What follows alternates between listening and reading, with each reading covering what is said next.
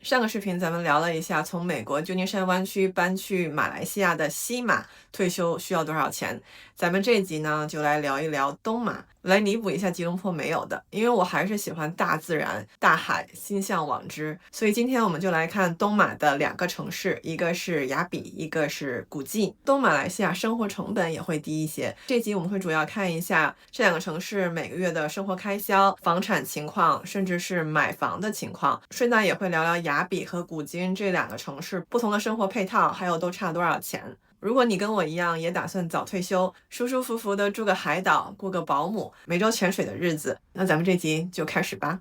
我还是先说一下我的需求，因为这样子会 lay the foundation 我们今天会讨论的话题。需求很简单，最主要的是有大自然、慢生活，最好是有点外侨社区，亚洲美食就不用说了，还有咖啡文化、书馆、宠物友好。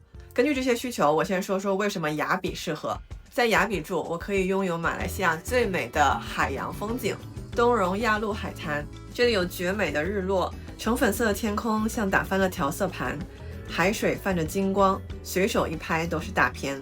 这期视频我采访了我好朋友阿棉，他就是从洛杉矶搬去马来西亚的雅比，租了一个海边的海景房公寓。他说每天都可以看到这个全世界 top 3最美的海边夕阳，听着我就好羡慕，所以我就去查了在这边住到底需要多少钱。一会儿聊到房子的时候再公布。说到海，在雅比可以做 island hopping， 还有潜水。从雅比出发15到20分钟的船程，就可以到好几个海岛。比如说这个马努干岛，很多珊瑚的种类，适合浮潜还有潜水的初学者。我去调查这个 island 的时候，发现了很多漂亮的照片。我选了一个博主，他说的是这个岛超级推荐，人少，景色很美，完全是那种白沙果冻海。海岛的沙滩比较长，每一步都是不同的风景，适合慢慢的在那边发发呆，看看海。还有一个沙比岛，这个岛虽然更小一点，但是适合游泳啊、浮潜、看热带小鱼，可以常见的海龟和礁鲨。雅比旁边还有好几个岛，我就不一一介绍了，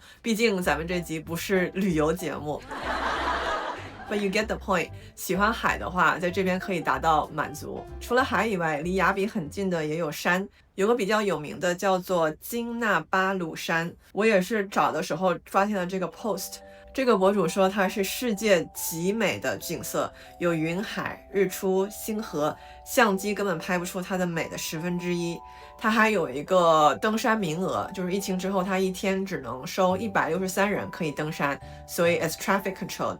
雅比 is also known for 它的慢生活，还有低成本生活。我们先看它物美价廉的吃的。雅比是有海鲜夜市的，可以看到海景，人均大概是50马币可以吃到饱。这里很多摊位，品种很多，价格相当友好，还可以讲价。这个博主就是选择了一个靠近海的位置，可以看到渔船、晚霞，吹着海风，吃个海鲜，多惬意。无论是哪家都要求坐边边，但是你得早点去，晚了这边就没有漂亮的位置了。这个博主说他们9个人一共吃了马币330块，也就是80块美元。哇，好便宜，一个人连10块美金都不到。雅比的交通也比较便利，你可以打 Grab， 也可以自己开车。打车的均价是5到10马币，也就是1到3块美元。其实是不需要买车的。这个城市也非常的宠物友好，它有海滩和公园，都可以让你的狗狗随意的 free run。租房政策来说，比起吉隆坡也是要 relax 很多，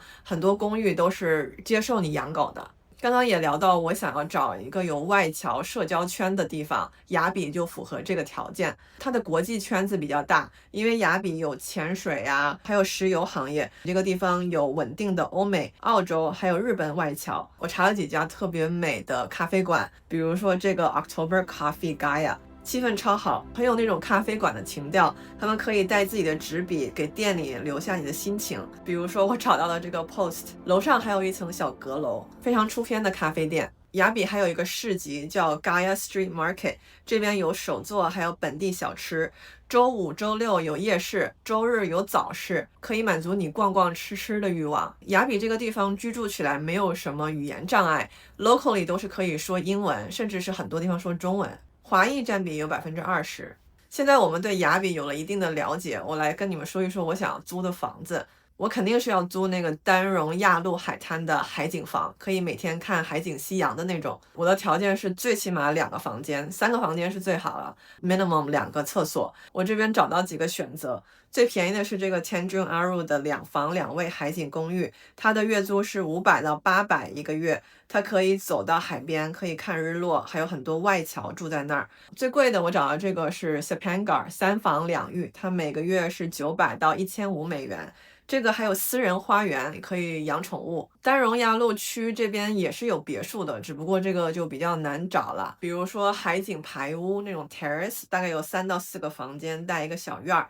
这种 terrace 大概是5000到8000马币一个月就可以租下来。当然，我也查了一下买房子要多少钱，因为如果要在马来西亚办身份 MM2H， 还是得购一个房产。先讲几个外国人的买房注意事项。马来西亚是有规定，外国人只能购买马币100万以上的房子，但是部分沙巴的地区就是60万马币以上就可以了。在马来西亚贷款大概只能贷50%到60%，如果你是外国人，转售时候的流动性没有很高。如果不是在核心地带买的话，那建议你持有10年以上。我查的是核心地带，这样会比较好出手。这边我 insert 一个 table， 从最小的开始，2房2卫，面积大概是850到1000 square feet， 这个价格是25万到32万美元。那最贵的呢是3房3浴，它的面积是1500到1800 square feet， 它的价钱是38到47万美元，建的也比较新，是2022年的。买房的时候会有一些附加的费用，这个不只是马来西亚，哪里都有。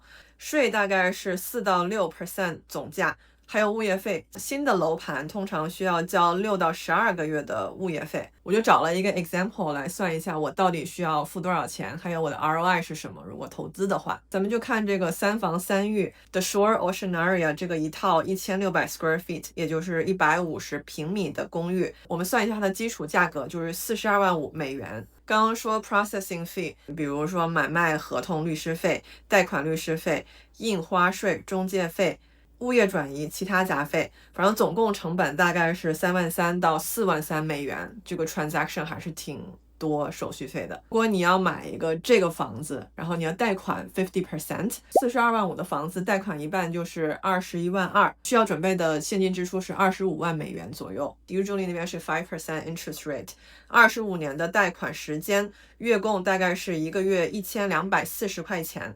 但是这个房子就算你全都放了家具，它一个月也只能租1300到1800一个月，我说的都是美元。我们来看一下它的 ROI。如果我们算这个房子，它是根据 5-year outlook 会涨，它大概会每年涨3%到5%。更严谨的说一下，3%到5%一年的涨幅是在雅比的部分优质公寓。总体来讲，雅比的高层公寓年均涨幅普遍在1%到2%。我们说3%到5% for this case 是它有这些优质公寓的条件。也就是说5年会涨6万到10万美元。如果这么算下来，加上那个50%的贷款，5年 outlook 我的 ROI 会是5%到8%。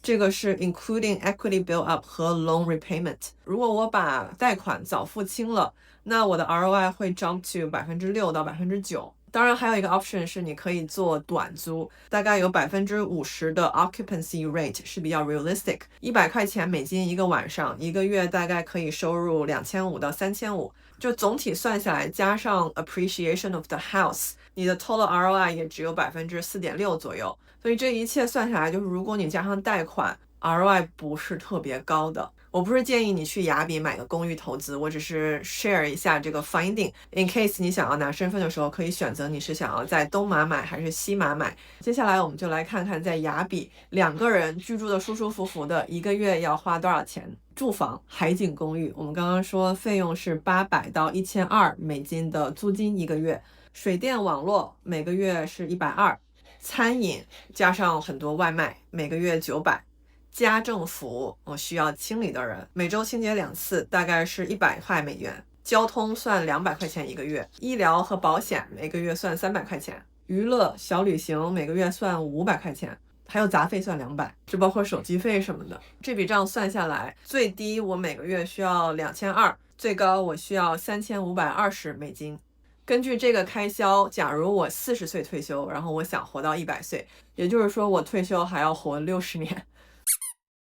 我就算一个保守的提现率吧，每年提3%到3.5%的 cash。照这么算的话，包括通货膨胀，包括我老了以后需要的医疗和护理，我大概会需要250到300万美元，就可以舒舒服服在亚比40岁退休了。我这个算的是没有孩子的，就2个人的生活费和退休需要的钱。如果你有孩子的话，亚比也是有国际学校的。查到有一个知名的国际学校叫 Jesuit International School， 简称 JIS， 它是提供英国课程，幼儿园小学是3500到6400一年，中学需要7400到9600一年。咱把这个计算稍微改一下 including 这个孩子，就变成了一共2个人加1个孩子，每个月的支出就有所改变了。住房涨到1500，因为需要靠住学校附近，学费需要700，课外活动300，还有就是餐饮900，交通400，医疗含儿科300，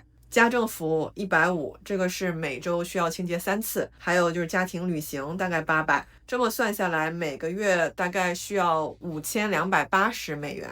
刚刚算的没孩子大概是3000块左右。我算的是孩子大概5岁就搬去马来西亚早退休，你的整个 fire number 算起来大概需要400万美元，就可以过得舒舒服服的。这个可以允许孩子去读顶级的英美大学，还有预留大概20万的大学基金。总体来讲，在亚比住可以每天看海，低成本的生活， fire 的资金压力会比在吉隆坡要小很多，还有宠物自由，允许慢生活状态。去东南亚旅游也很方便，泰国也是我很想去旅游的地方。聊完了亚比，咱们来看看我第2个想去住的城市，叫做古今。主要我会拿它跟亚比做一个对比。这2个城市的核心差异，我们先从自然环境开始说。古今这个城市的自然环境更是那种热带雨林的 versus 亚比是更海岛一些。生活节奏来看，古今是极慢的，亚比只是正常的慢。外侨社区 International Community 在古今就会少很多，亚比会多一些。宠物友好度在古今会更 relax 很多，感觉那边就是比较原生态。有一个不好的点就是古今的医疗水平一般，如果你有一些比较复杂的医疗疾病，还是得去吉隆坡甚至是新加坡。古今这个地方的气候是全年湿热，它的一整年恒温大概是28度，11月到2月雨多，但是没有台风。亚比也是同样湿热，但是它11月到2月有可能会有台风，有一些岛屿会关闭。每个月的开销，咱们看看古今到底比亚比要便宜多少。在古今住，我也是先算就2个人没有孩子，然后一会儿再算有孩子哈。所以2个人没孩子，2房的海景公寓大概是530到850。刚刚说亚比是800到1200，那已经算便宜的了。然后水电网呢，古今是125，吃饭外卖会比亚比便宜一些，古今是425。家政服务每周1次45块，在古今打车就会比较困难，大概每个月需要200块钱。医疗需要去私立和保险，每个月算105。娱乐和旅行每个月算425，还有杂费购物每个月算200。也就是说，在古今2个人每个月大概花2300，在亚比2个人花3500，这个是 on the higher end， 我说的都是美元。在古今如果也是想要一个水景，可以去看河，这个会比在亚比看海的这个公寓的价钱要便宜。这2个地方的家政都很便宜，带清洁费是5到8块美金1小时。总体算下来，如果是在古今也是40岁退休活到100岁，其实也是大概需要250万美元。为什么呢？核心之处在亚比虽然是海景公寓房要比古今要多30%的 cost， 古今可以住在雨林别墅，便宜30%，但隐形成本是住在古今后30年，也就是我70岁到100岁的时候需要更多医疗，那个时候古今的医疗就跟不上，我会需要去更大的城市，那个 cost 就上来了。我突然发现这个城市念古晋不叫古今，OK， 我就不重录了，我继续说。加一个孩子上国际学校，在古晋也是有的。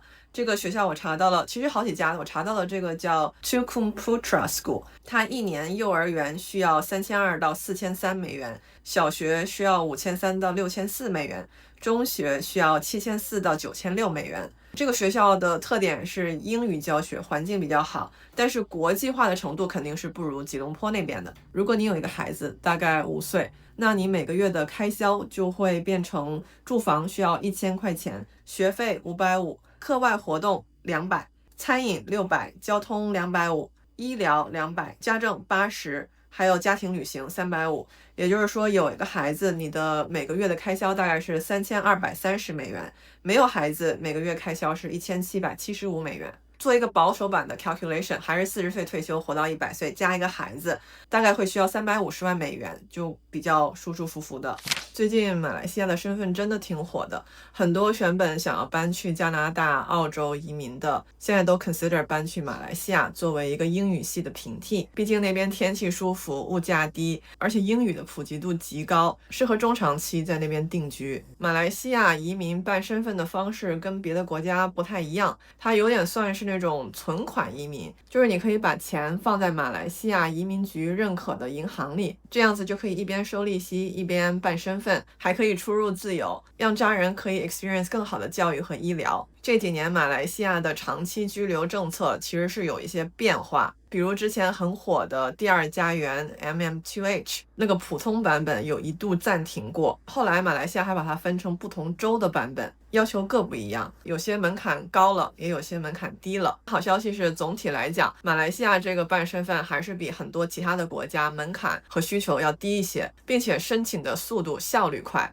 当然，每个人每个家庭的需求都不一样，所以找到适合你的版本至关重要。如果你想要又快又稳的拿到身份，还是得找专业人士协助。我推荐一家机构在办海外的身份上有丰富的经验，他们还可以提供一站式的服务。想要了解更多细节，请扫2维码和他们的顾问免费沟通。我这个频道只是做信息分享，不承担任何法律责任。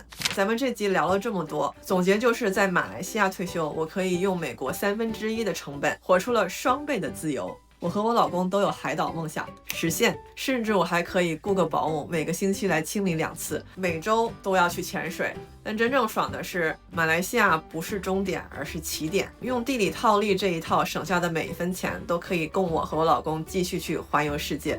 你的FIRE数字是多少？评论区告诉我。如果看到这儿，记得要点赞、评论、留言，懂的哈。我们下集见，拜拜。感谢会员张庚、Sam 周、Anna 吴、Jason Cole、Nick 黄、Jerome Mas、MM、Charles Tony，谢谢你们的支持。